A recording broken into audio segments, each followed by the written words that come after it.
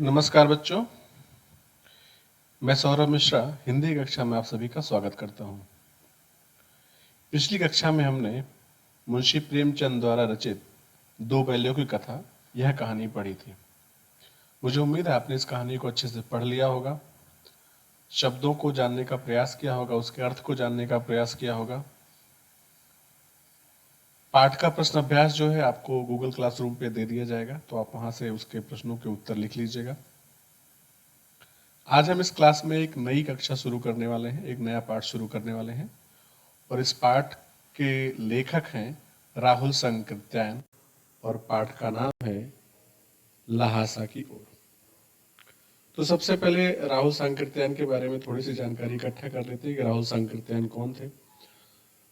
राहुल संकृत्यायन का जन्म 1893 में उनके ननिहाल गांव पंदहा जिला आजमगढ़ उत्तर प्रदेश में हुआ था। ये जगह आजमगढ़ जो उत्तर प्रदेश में है, बनारस के पास पड़ता है। उनका पैतृक गांव कनैला था।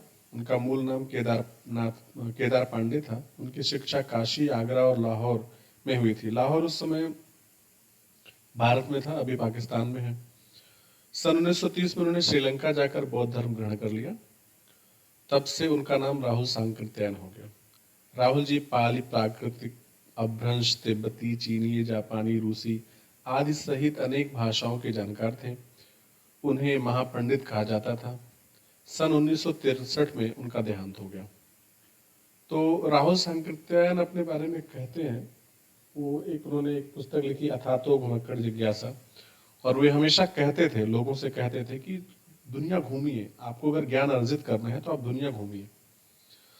लिखते हैं, सैर कर दुनिया की गाफिल, जिंदगानी फिर कहाँ, जिंदगानी गर रही तो नौजवानी फिर कहाँ। हे इंसान, ये मनुष्य, आप दुनिया की सैर करो। ये जिंदगानी रहने वाली नहीं है, ये जिंदगी है, कल इसकी मृत्यु भी हो सकती है। लेकिन अगर मान लीजिए आपकी जिंदगी बची भी रह गई तो ये नौजवानी जो ताकत है वह नहीं रहेगी। इस नाते से हमें सैर करना चाहिए। तो अगर इनके हम रचनाओं पर एक प्रकाश डालें तो आप देखेंगे कि मेरी जीवन यात्रा 6 भाग में, दर्शन दिग्दर्शन, 12वीं सदी, बोलगा से गंगा, भागो नहीं दुनिया को बदलो, दिमागी गुलामी, घुमक्कड़ शास्त्र इत्यादि। ठीक है, तो ये उन्होंने मतलब घूमने पर ही अपने सारे साहित्य को एक तरह से प्रकाशित रखा। आज जो हम लोग पाठ पढ़ने वाले हैं एक यात्रा वृत्तांत है, और राहुल सांकृत्यायन के जितने भी लेख, जितने भी चीजें आपको पढ़ने को मिलेंगी उसमें अधिकतर यात्रा वृत्तांत ही हैं, जो वो एक जगह से दूसरी जगह जाने के बाद वहाँ के सांस्कृतिक, भौगोलिक, आर्थिक, सामाजिक तमाम परिस्थितियों को देखा और अपने हिसाब से उसको साहित्यिक वाक्यों में पिरोया। अगर हम इस पाठ की बात करें तो संकलित अंश राहुल जी की प्रथम तिब्बत यात्रा से लिया गया है, जो उन्होंने सन 1929 और 30 में नेपाल के रास्ते की थी। उस समय भारतीयों को तिब्बत यात्रा की अनुमति नहीं थी, इसलिए उन्होंने यह यात्रा एक भिखमंगे के छद्मवेश में की थी।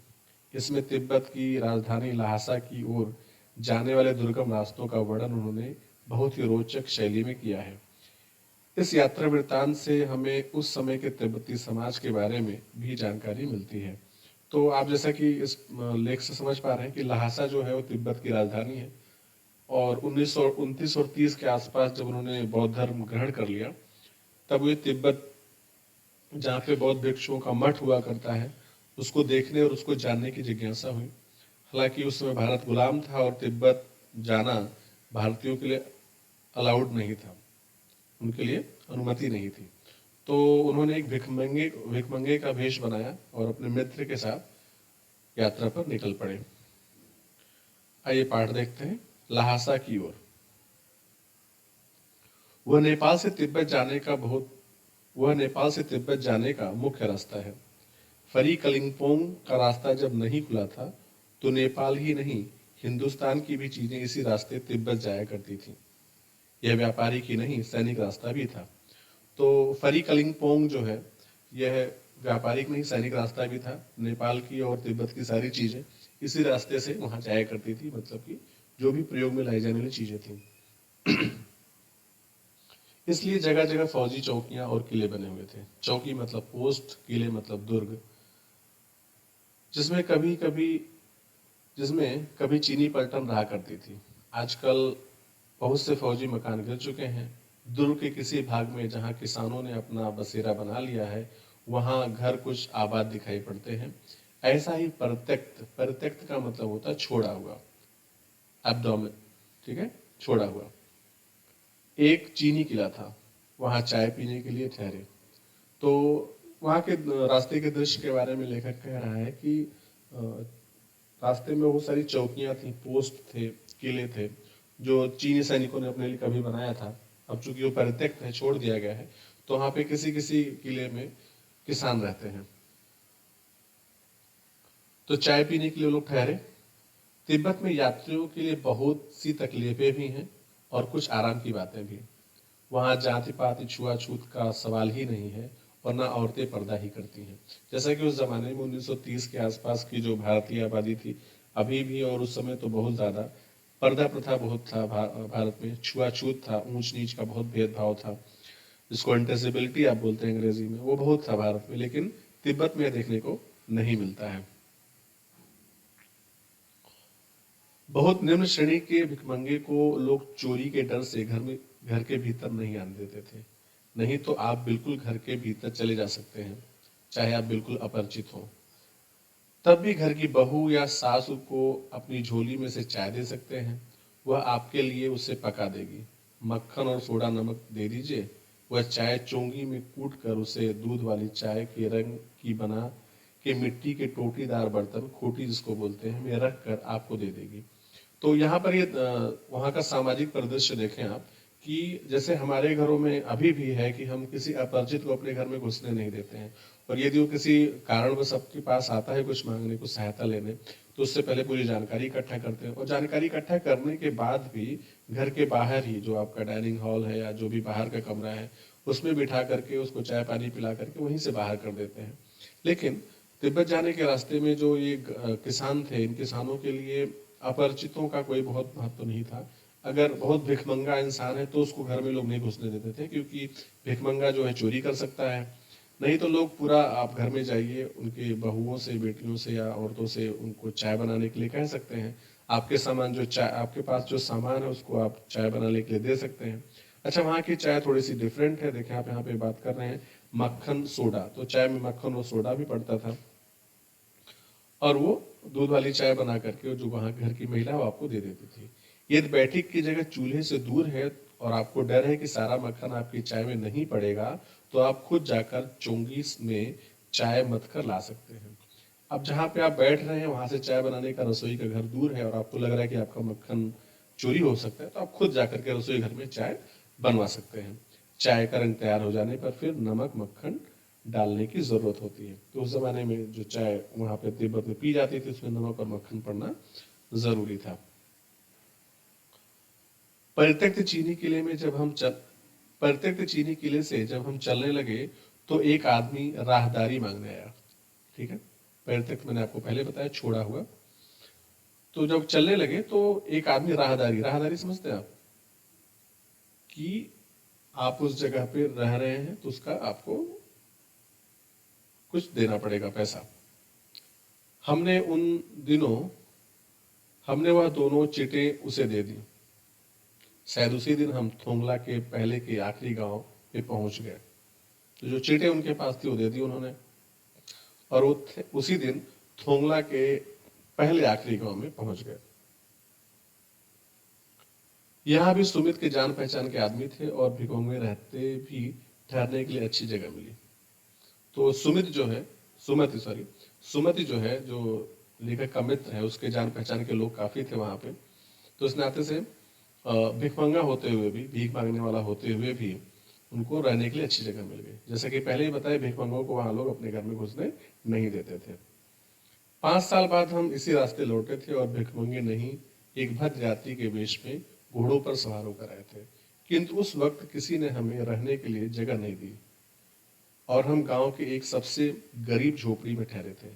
बहुत कुछ बहुत कुछ लोगों की उस वक्त की मनोवृत्ति पर ही निर्भर है, खासकर शाम के वक्त छंग पीकर बहुत कम होश हवास को दुरुस्त रखते हैं। तो लेखक यहाँ पे कहता है कि 5 साल बाद वापस जब दूसरी यात्रा पर हो गया था तो इसी रास्ते पे आया था, और तब वो भिखमंगा बन के नहीं आया था, लेकिन लोगों को उसको रहने की जगह नहीं दी थी। तो वही बात करें कि उनकी मनोवृत्ति जो मन में उनके चल रहा है कि कैसे लोग हैं, इनको जगह देनी चाहिए रहने के लिए, नहीं देनी चाहिए, इन सब बातों पर निर्भर करता है। यहाँ पर एक पेय की बात हुई, छंग। छंग एक प्रकार का पेय है जो नशीला होता है, और लोग पीने के बाद अपने होश हवास को थोड़ा सा मतलब एक बहकापन सा हो जाता है।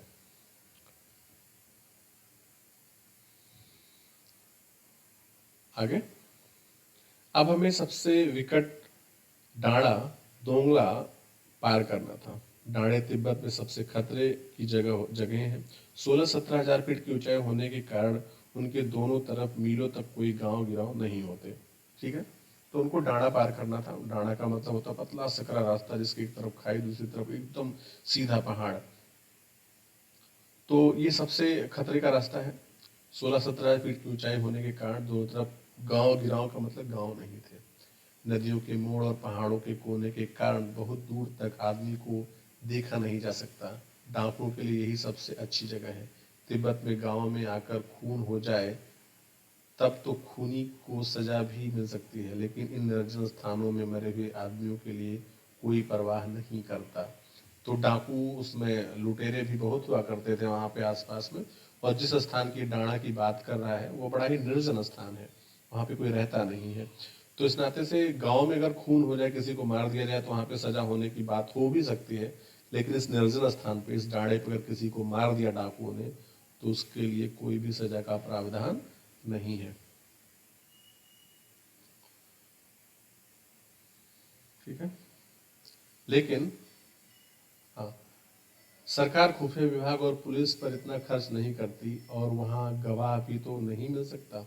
तो कहने का मतलब यहाँ पे लेखक वही कह रहा है कि खुफिया विभाग और सरकार पर इतना ज्यादा खर्चा नहीं होता, डाकुओं को हटाने की बात नहीं होती, तो पैसा भी नहीं था। हथियार का कानून ना रहने के कारण यहाँ लाठी की तरह लोग पिस्तौल बंदूक लिए फिरते हैं। डाकू यदि जान से ना मारे तो खुद उसे अपने प्राणों का खतरा है। गांव में हमें मालूम हुआ कि पिछले ही साल थोंगला के पास खून हो गया। शायद खून की हम उतनी परवाह नहीं करते क्योंकि हम भिखमंगे थे, और जहां कहीं वैसी सूरत देखते, टोपी उतार कर, जीभ निकाल कर, कुची कुची यानी दया दया, एक पैसा कहते भीख मांगने लगते। लेकिन पहाड़ की ऊंची चढ़ाई थी, पीठ पर सामान लाद कर कैसे चलते। और अगला पड़ाव 16-17 हजार मील से कम नहीं था। मैंने सुमत से कहा, यहाँ से लंगकोर तक के लिए 2 घोड़े कर लो, सामान सामान भी रख लेंगे और चढ़े चलेंगे। तो अब यहाँ पर चूंकि ये बहुत ही दुर्गम स्थान की चढ़ाई थी और डाकू को खतरा भी था। लोग बताते हैं कि यहाँ पर चूंकि हथियार का कोई कानून नहीं था, जैसे आपके भारत में है, तो अगर आपको कोई बंदूक या पिस्टल या कोई भी ऐसा गन लेना है, तो उसके सरकार से पहले आपको परमिशन लेना पड़ेगा, उसका लाइसेंस बनाना पड़ेगा, फिर ये आपको मिलेगा। अगर आपके पास उसका लाइसेंस नहीं है तो गैर कानूनी है, तो उसके लिए आपको जेल भी हो सकती है। लेकिन तिब्बत में ऐसा नहीं था, हथियारों के लिए कोई कानून नहीं था। तो जैसे आपके यहाँ लोग लाठी डंडे लेके घूमते हैं, वैसे वहाँ पे लोग बंदूकें लेके घूमा करते थे। तो डाकुओं के पास भी बंदूक है, आम आदमी के पास भी बंदूक है। अगर डाकू आम आदमी को नहीं मारता तो उसके खुद के मरने का पूरा खतरा रहता है। ठीक है, तो चूंकि ये लोग भिखमंगे के वेश में थे, इस नाते से इनके माल, जान और माल का तो खतरा नहीं था। लेकिन डाकू जो है अपने आप को बचाने के लिए इन पे हमला कर सकता था। जैसा कि इसने बताया कि टोपी उतार कर, जीभ निकाला, कुची कुची यानी दया दया करके पैसे मांगते। तो अब यहाँ पर जो कि चढ़ाई बहुत ज्यादा थी, 16-17 मील की थी, तो उन्होंने कहा एक घोड़ा कर लेते हैं। आगे, दूसरे दिन हम घोड़ों पर सवार होकर ऊपर की ओर चले। डाढ़े से पहले पहले एक चाय डाढ़े से पहले एक जगह चाय पी और दोपहर के वक्त डाढ़े के ऊपर जा पहुंचे। हम समतल से 17-18 हजार फीट ऊंचे खड़े थे। ठीक है, तो दूसरे दिन उन्होंने घोड़ा किया, सवार होकर के डाढ़े पे पहुंच गए और वहां पर चाय पी। अब 17 समुद्र तल से यानी सी लेवल से लगभग 17 हजार फीट ऊपर थे। हमारी दक्षिण तरफ पूरब से पश्चिम की ओर हिमालय के हजारों श्वेत शिखर चले गए थे। दक्षिण मतलब दक्षिण, साउथ की तरफ। गीटे की ओर दिखने वाले पहाड़ बिल्कुल नंगे थे। नंगे का मतलब बिल्कुल, मतलब बर्फ की पूरी चादर उस पर बिछी हुई थी। बर्फ की कोई चादर नहीं थी, ना वहाँ बर्फ की सफेदी थी, ना किसी तरह की हरियाली। तो नंगा कहने का मतलब वही है कि ना बर्फ थी ना हरियाली थी, बिल्कुल सपाट पत्थर दिख रहा था। ठीक है। उत्तर की तरफ बहुत कम बर्फ वाली चोटियां दिखाई पड़ती थीं। सर्वोच्च स्थान पर डाढ़े के देवता का स्थान था, जो पत्थरों के ढेर, जानवरों की सींगों और रंग बिरंगे कपड़ों की झंडियों से सजाया गया था। अब हमें बराबर उतराई पर चलना था। चढ़ाई तो कुछ दूर थोड़ी मुश्किल थी, लेकिन उतराई बिल्कुल नहीं। शायद दो एक और सवार साथी हमारे साथ चल रहे थे। मेरा घोड़ा कुछ धीमे चलने लगा। मैंने समझा कि चढ़ाई की थकावट के कारण ऐसा कर रहा है और उसे मारना नहीं चाहता था। धीरे धीरे वह बहुत पिछड़ गया और मैं दोकनी कौस्तों की तरह अपने घोड़े पर झूमता हुआ चला जा रहा था। जान नहीं पड़ता था कि घोड़ा आगे जा रहा है या पीछे। जब मैं जोर देने लगता तो वह और सुस्त पड़ जाता। एक जगह से दो रास्ते फूट रहे थे। मैं बाएं का रास्ता ले मील 1.5 मील चला गया। आगे घर में पूछने से पता चला कि लंगकोर का रास्ता दाहिने वाला था। फिर लौटकर उसी को पकड़ा। 4-5 बजे के करीब मैं गांव से मील भर पर था तो सुमित इंतजार करते हुए मिले। मंगोलों का मुंह वैसे ही लाल होता है और अब तो वह पूरे गुस्से में थे। उन्होंने कहा, मैं 2 टोकरी कंडे फूं डाले, 3-3 बार चाय को गर्म किया। मैंने बहुत नरमी से जवाब दिया, लेकिन मेरा कसूर नहीं मित्र, देख नहीं रहे हो कैसा घोड़ा मिला है मुझे। मैं तो रात तक पहुंचने की उम्मीद रखता था। खैर, सुमित को जितनी जल्दी गुस्सा आता था उतनी ही जल्दी वह ठंडा भी हो जाता। लंगकोर में वह एक अच्छी जगह पर लंगकोर में वह एक अच्छी जगह पर ठहरे थे। यहाँ भी उनके अच्छे यजमान थे। पहले चाय सत्तू खाया गया। रात को गर्मा गर्म थुक्पा मिला। तो यहाँ पर बात हो रही है कि कैसे उन्होंने फिर उतराई का कार्यक्रम शुरू किया और उसमें उनके साथ जो घोड़ा था वो काफी सुस्त हो चुका था, कारण था, थक चुका था। तो उनके जो मित्र थे सुमति, वो आगे निकल चुके थे। एक जगह इनको 2 रास्ते मिले तो बाएं रास्ते पर चले गए और 1.5 मील जाने पर पता चला कि ये रास्ता तो गलत है, इनको दाहिने रास्ते पर जाना था। तो जब ये अगले पड़ाव पर पहुंचे तो वहां पर उनके मित्र जो सुमति हैं वो बड़े गुस्से में थे। वैसे भी इनका चेहरा लाल होता है, मंगोल जो बोल रहे सुमति का, और जब देरी हो गई तो गुस्से से और लाल हो रखे थे। बताया उन्होंने कि मैंने 2 टोकरी कंडे फूंक डाले। कंडा का मतलब यहाँ पे काऊ डग है, ठीक है। फूंक डाले मतलब फूंक डाले यानी जला डाले, और 3-3 बार चाय भी गर्म किया और तुम अब तक नहीं दिखाई दिए। तो लेखक चूंकि गलती थी उसकी, तो उसने बहुत नरमी से जवाब दिया कि मित्र, घोड़ा जो है वो बड़ा ही आलसी किस्म का था, चल नहीं रहा था, इस नाते मुझे देर हुई। मैं तो सोच रहा था कि रात के पहले पहुंच ही नहीं पाऊंगा। ठीक है। फिर उन्होंने सत्तू खाया और गर्मा गर्म थुक्पा पिया। थुक्पा एक प्रकार का पेय है। अब हम तिंगरी के विशाल मैदान में थे, जो पहाड़ों से घिरा टापू सा मालूम होता था, जिसमें दूर तक छोटी सी पहाड़ी मैदान के भीतर दिखाई पड़ती है। उसी पहाड़ी का नाम है तिंगरी, समाधगिरी। आसपास के गांव में भी सुमित के कितने ही यजमान थे। कपड़े की पतली पतली चिरी बत्तियों के गंडे खत्म नहीं हो सकते थे, क्योंकि बोध गया से लाए गए कपड़े के खत्म हो जाने पर किसी कपड़े से बोध गया का गंडा बना लेते थे। वह अपने यजमानों के पास जाना चाहते थे। मैंने सोचा, यह तो हफ्ता भर उधर ही लगा देंगे। मैंने उनसे कहा कि जिस गांव में ठहरना हो उसमें भले ही गंडे बांट दो, मगर आस पास के गांव में मत जाओ। इसके लिए मैं तुम्हें लहासा पहुंचकर रुपए दे दूंगा। तो सुमति चूंकि जो है बौद्ध भिक्षु हैं और उनके बहुत यजमान हैं, उनके बहुत फॉलोअर्स हैं। तो गंडा जो यहाँ पे बात चर्चा हुई, गंडा एक प्रकार का लाल पतला कपड़ा होता है जो लोगों के हाथों में उनकी सुरक्षा के लिए बांधा जाता था। और ऐसी मान्यता थी कि वो गंडा जो बोध गया से लाया गया है। बोध गया कहाँ पे है? बोध गया भारत में है, जहाँ पर भगवान गौतम बुद्ध को पहली मतलब समाधि लगाई थी उन्होंने और वहां पर उनको ज्ञान प्राप्त हुआ था। तो इस नाते से बोध गया से लाया हुआ कपड़ा वो बड़ा ही महत्व का कपड़ा है, इसीलिए उसको गंडा शब्द का प्रयोग किया। पतली पतली चिरी बोला ना यहाँ पे। तो अब चूंकि लेखक को देर हो रहा है, जिस गांव में लोग रुके थे उस गांव में बहुत सारे फॉलोअर्स थे, 2-4 गांव आसपास के और थे, वहीं फॉलोअर्स थे, उनके चाहने वाले मानने वाले यजमान थे। तो लेखक कहता है कि भैया तुम यहाँ पे जितना लोगों को बांटना है बांट लो, और किसी गांव में मत जाओ वरना देर हो जाएगी। इसके बदले में जो तुमको यहाँ मिलने वाला है पैसा वगैरह वो सब मैं तुमको लहासा पहुंच करके दे दूंगा, लेकिन तुम मेरे साथ वापस चलो। सुमित ने स्वीकार किया। दूसरे दिन हमने भरिया ढूंढने की कोशिश की लेकिन कोई ना मिला। सवेरे ही चल दिए होते तो अच्छा था, लेकिन 10-11 बजे की तेज धूप में चलना पड़ा था। भरिया मतलब ढोने वाला। तो 10-11 बजे वहां से फिर वापस निकले वो लोग।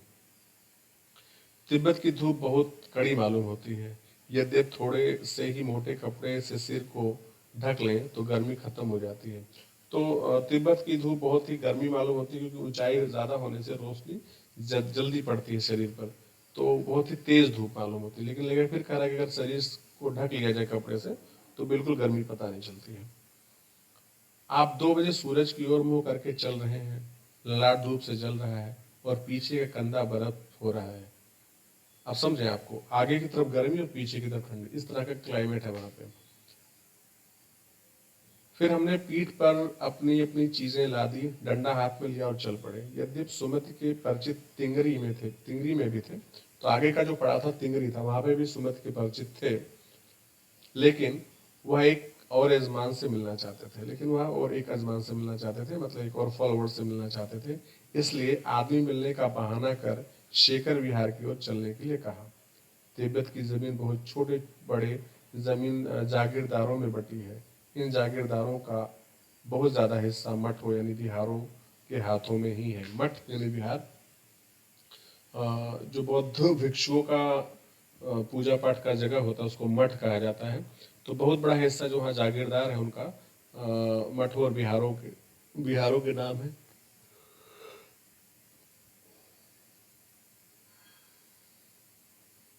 अपनी अपनी जागीर में हर एक जागीरदार कुछ खेती खुद ही कराता है। इसके लिए मजदूर बेगार में मिल जाते हैं। बेगार का मतलब बिना किसी मेहनताने के काम करवाना, कोई पैसा ना देना और आपसे काम करवाना, उसको बेगार कहा जाता है। तो वहां पे मजदूर जो है बेगार में मिल जाते हैं।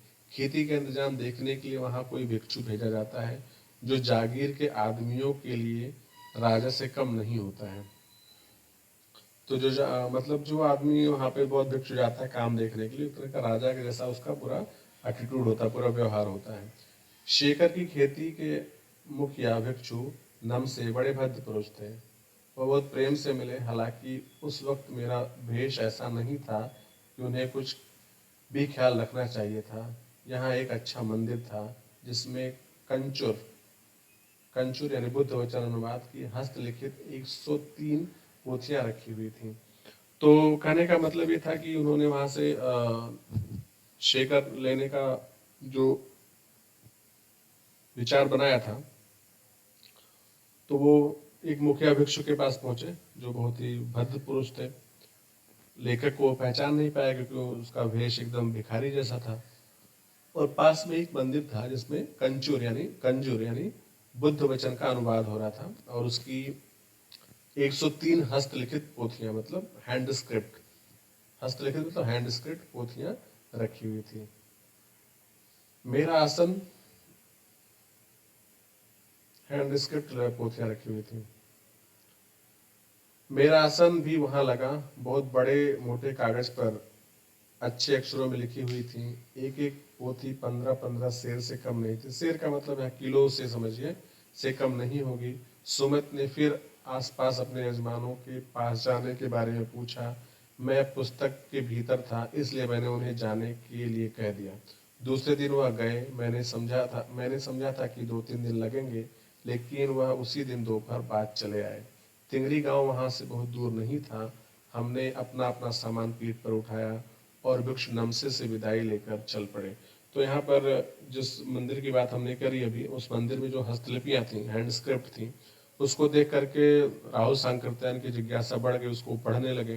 तो सुमित ने पूछा कि 2-3 जो पास के गांव वहां मैं जा सकता हूँ क्या? तो उन्होंने कहा ठीक है जाओ, क्योंकि वो पूरी तरीके से पुस्तकें जो लिखी हुई थी उसमें लीन हो चुका था। उसको लगा 2-3 दिन लगेंगे, तब तक मैं बहुत कुछ पढ़ लूँगा, लेकिन वो दोपहर तक ही वापस आ गए। और इस तरह से उन्होंने फिर उस भिक्षु नमसे से विदाई ली और अपना सामान उठा करके तिंगरी गांव की तरफ चल दिए। तो इस तरह से ये यात्रा वृत्तांत का एक हिस्सा यहाँ समाप्त होता है और ये पाठ भी आपका समाप्त होता है। इसके संबंधित प्रश्न है जिसके उत्तर आपको गूगल क्लासरूम में दिए जाएंगे। मुझे उम्मीद है कि क्लास आपका ये क्लियर हुआ होगा, पाठ क्लियर हुआ होगा। अगर कोई भी असुविधा होगी तो आप उसे ज़रूर पूछें प्रश्न करके गूगल क्लासरूम में। तो आज के लिए बस इतना ही, मिलते हैं फिर अगली कक्षा में, तब तक के लिए धन्यवाद।